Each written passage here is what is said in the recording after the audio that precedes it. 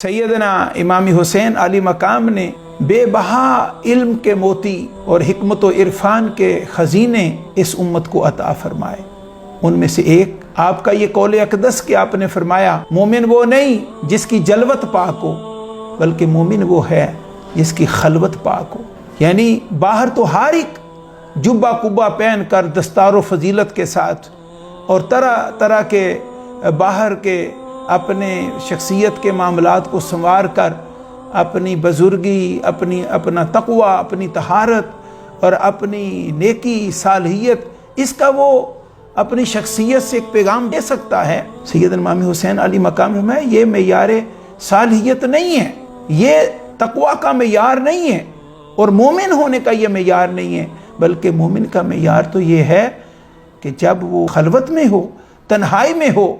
और अल्लाह रब्बुल इज़्ज़त के सिवा और कोई उसके पास ना हो, तो उस वक्त भी उसकी सोच पाक हो, उसका दिल पाक हो, उसका ज़ाहिर पाक हो, उसका बातिन पाक हो और वो पाकीज़गी और तहारत का मुजस्मा हो, सिंबल हो, मुजस्मा हो पाकीज़गी और तहारत का, वो मोमिन है। अल्लाह रब्बुल इज़्ज़त हमें सैयदना इमाम हुसैन अली मकाम के इस कौल अक़दस पर अमल करने की तौफीक अता फरमाए।